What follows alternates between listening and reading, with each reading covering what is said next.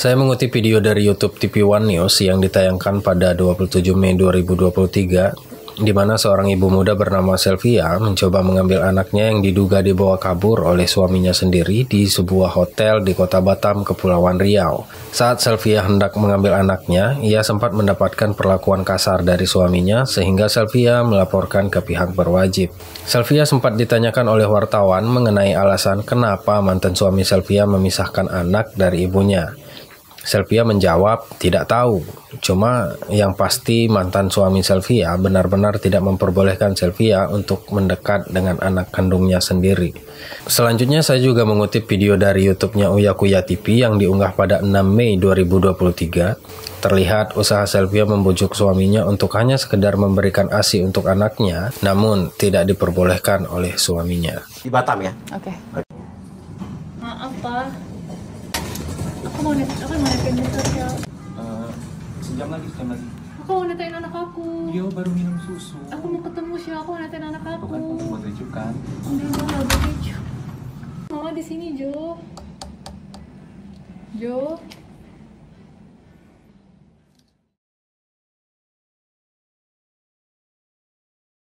Mungkin kamu adalah salah seorang dari orang tua yang pernah mengalami hal seperti ini. Atau boleh jadi kamu adalah salah seorang anak yang pernah berada di posisi anaknya Selvia. Kalau benar, berarti kamu tidak sendiri coy. Karena saya pun pernah berada di posisi ini sebagai anak. Ya, saya pernah diperebutkan oleh kedua orang tua saya coy.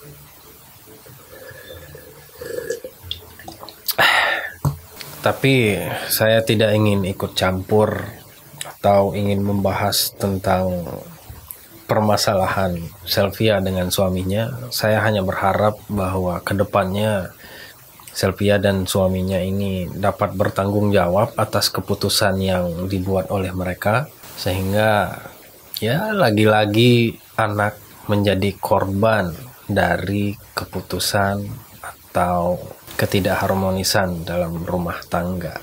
Saya tidak ingin membahas kasus ini terlalu jauh karena biarlah ini urusan mereka.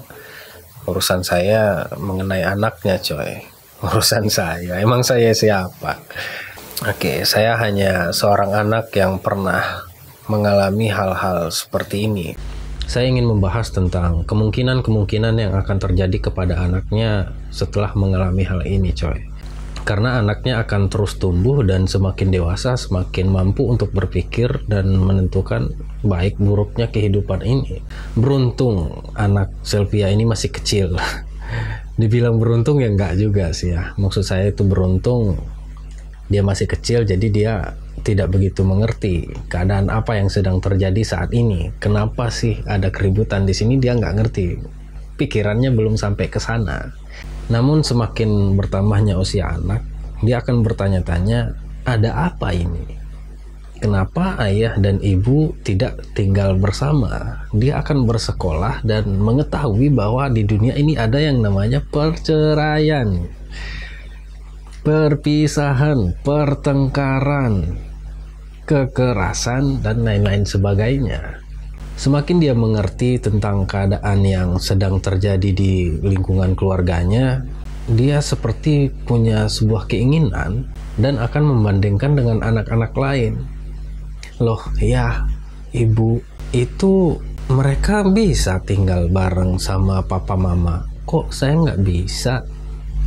Ya, pertanyaan anak kecil mulai itu akan terjadi saat dia mulai mengerti tentang keadaan yang sedang dialami. Itu satu. Yang selanjutnya, anak akan merasa bingung dia harus pulang kemana. Kadang dia dipinjam sama ayahnya, kadang dia dipinjam sama ibunya, ada juga kadang dipinjam jadi pinjaman jadinya. Kadang di rumah nenek. Karena memang mereka tidak bisa tinggal bersama. Nih orang tua nih tidak bisa tinggal bareng. Seandainya perceraian itu tidak terjadi, ayah dan ibu masih tinggal bersama, mereka bisa kumpul bareng di sebuah rumah dalam satu acara ulang tahun mungkin atau apa gitu. Nah, dia tidak perlu bingung dia harus tinggal kemana, pulang kemana, kadang di rumah ibu, kadang di rumah ayah, dan apalagi perlakuan ibu dan ayah sama-sama baiknya.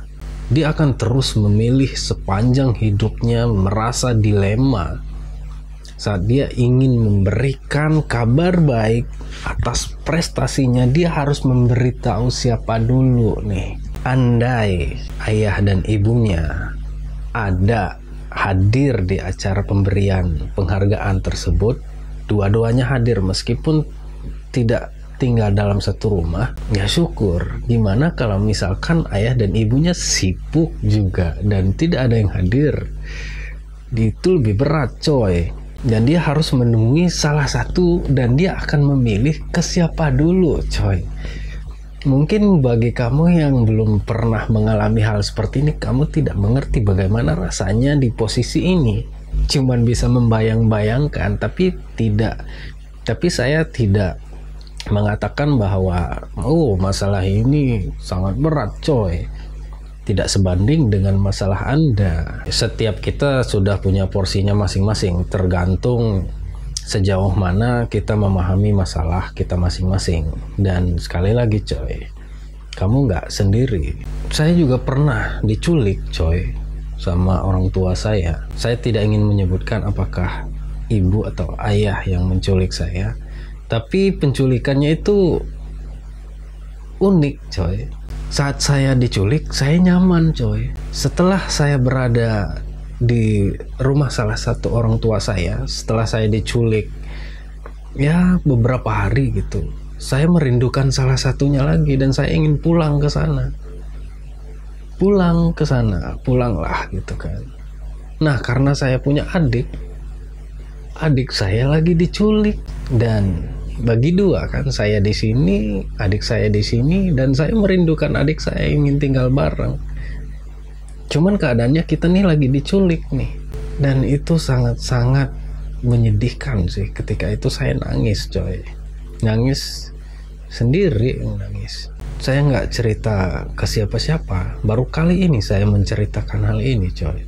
Saya memikirkan ini sudah lama sih, apakah saya bisa menceritakan ini di YouTube saya gitu, karena ini akan didengarkan oleh orang banyak, dan kedua orang tua saya, adik saya juga semua akan tahu tentang hal ini. Namun bagi saya saat ini ya sudahlah, meskipun keadaannya sudah banyak yang berubah, dan saya juga tidak punya keinginan untuk kedua orang tua saya di kemudian hari nanti akan bersatu kembali. Tidak coy, malah enggak lagi coy. Karena bagi saya itu, ini ketika dewasa ya. Kalau dulu mah ya saya pengen banget lah orang tua saya biar bersatu, biar saya nggak bingung lagi mau mesti pulang kemana. Ketika saya mendapatkan sesuatu, saya nggak harus milih harus kemana dulu, nggak gitu coy. Namun setelah saya berusia ya semakin mateng lah gitu ya, saya makin menerima keadaan dan semakin terbiasa. Cuman ya memang butuh waktu lama, dan dulu bahkan orang tua saya sering sekali mengatakan, kamu masih kecil, kamu nggak ngerti, suatu saat kamu akan ngerti. Iya, cuman lama. Aduh. Tapi terima kasih untuk orang tua saya yang telah memberikan kehidupan yang sangat luar biasa ini. Alhamdulillah, saya bisa dikatakan adalah salah seorang anak yang selamat dari ketidakharmonisan dalam rumah tangga ya. Memang nggak harmonis coy. Bahkan saya tidak punya foto keluarga sama sekali, nggak ada tuh saya, adik, mama, sama papa saya nggak ada. Makanya setiap saya ke rumah teman saya, kalau ngelihat foto keluarga, foto wisuda dan segala macam, saya ngerasa sedih aja ngelihatnya. Kok saya nggak punya gitu. Dan saya udah di wisuda, adik saya juga udah wisuda, dan kita nggak mau foto studio coy, karena akan menimbulkan kecemburuan gitu coy. Sebisa mungkin orang tua jangan sampai memiskinkan anak atas kasih sayang mereka gitu. Meskipun dalam keadaan berpisah, anak harusnya mendapatkan perhatian yang jauh lebih istimewa dibandingkan orang tua lain yang memperlakukan anaknya dengan keluarga yang lengkap di rumah gitu. Sebaiknya sih seperti itu, agar anak tidak merasa miskin atas kasih sayang orang tua. Kenapa referensinya adalah diri saya sendiri? Karena ini kan masalah perasaan ya. Saya harus menyampaikan sesuai dengan apa yang saya rasakan gitu coy. Kalau saya banyak baca buku gitu.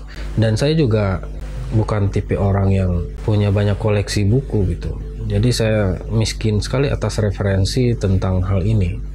Oke coy, cukup sampai di sini dulu ya pembahasan kali ini. Kalau memang harus dibahas lebih jauh lagi, ya silahkan komentar di bawah. Semoga komentar kamu akan saya bahas di video selanjutnya, agar ada tema-tema baru yang perlu dibahas mengenai masalah anak atas permasalahan orang tua ini coy.